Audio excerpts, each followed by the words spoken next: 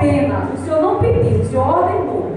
Ele chega lá nos Amalequitas e ele extermina alguns povos, porque era para exterminar tudo que encontrasse, tanto o povo como animais, né?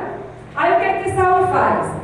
Ele extermina aquilo que não ia bem para ele, aquilo que não era bom para os olhos de Saul, ele exterminava. Mas aquilo que lhe agradava, ele poupou, né? Ele poupou. E sendo assim, ele poupou o rei dos Amalequitas, Agag, né? Que era para ser exterminado também, e poupou também as ovelhas, os animais, alguns animais, gordos, pardos, né? E ele trouxe para oferecer sacrifício ao Senhor.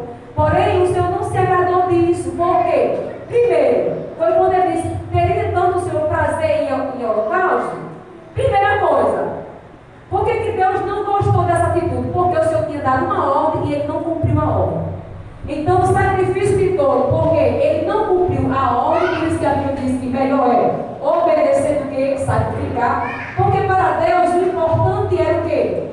O importante era que ele obedecesse a ordem que Deus deu, né? Do que sacrificar esses carneiros. Mas por que não sacrificar esses carneiros? A gente sabe que antigamente o que as pessoas faziam com o pecado?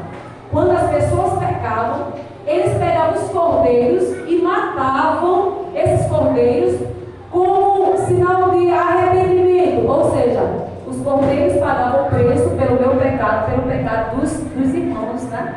Então, esses cordeiros, eles eram mortos no lugar de alguém que pecou.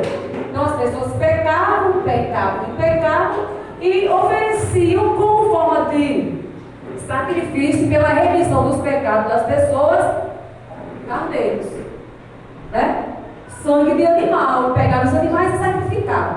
Então, entre o sacrifício dos animais e obedecer a ordem que Deus ordenou, melhor é obedecer do que sacrificar. Por isso, ele fez menção desse versículo, tá? Então, eu fiz para que vocês entendam por que a gente inicia com essa reflexão, ok? O tema da mensagem é o discípulo e a obediência. Nós e a obediência. Primeiro eu quero questionar, como é que nós, como discípulos de Cristo, estamos diante de Deus com relação à nossa prática diante dos céus, né?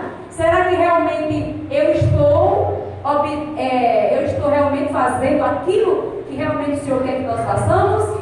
É uma questão para a gente pensar. Primeiro, lançando a pergunta, né? Como é que nós estamos diante dos céus, né? Diante de Deus, né? Porque há testemunha no céu e no inferno, viu?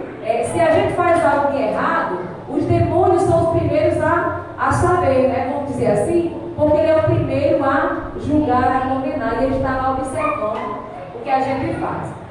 Então, o conceito, irmãos, de obediência, quando eu falo de obediência, não é algo muito agradável para o nosso ego.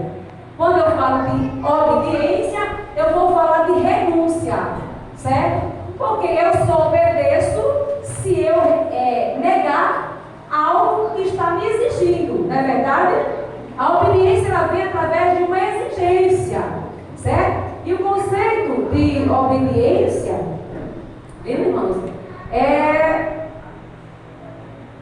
Submeter-se à vontade de alguém, certo? Quando você se submete à vontade de alguém, ou seja, quando você permite que a vontade de alguém se sobressaia sobre a sua, então você está sendo uma pessoa obediente, certo? E quando eu falo de obediente, eu vou dizer que é algo um pouco difícil, e eu vou dizer até que não é algo muito agradável. Porque quando eu falo de obediência, eu estou falando de renúncia, como eu já falei. Então vamos falar aqui um pouco sobre Abraão, né?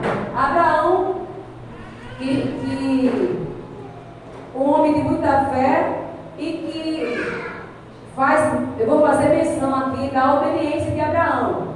Quando Deus se revela para Abraão e ele diz: Abraão, sai da tua terra, da tua parentela, e vai para uma terra que eu tenho prometido, que eu tenho preparado, né? Irmãos, e vamos agora mergulhar um pouco nessa história, não apenas de ouvir falar, mas vamos tentar um pouco se colocar no lugar de Abraão. Deus chega para Abraão e diz: olha, Abraão, você vai deixar agora a sua terra, você vai deixar o seu povo, a sua parentela, e agora você vai para uma terra que eu te mostrarei, né? Porém, ele não sabia que terra era essa, onde seria essa terra e quanto tempo levaria para chegar a essa terra, né? Agora vamos imaginar que Deus chega agora para um de nós. Eu não sei se vocês gostam de Macaíba, eu não sei se vocês gostam. Vamos pensar assim, vamos pensar de algo que vocês gostam, ou de alguém que vocês gostam, que está perto. E agora o Senhor vai dar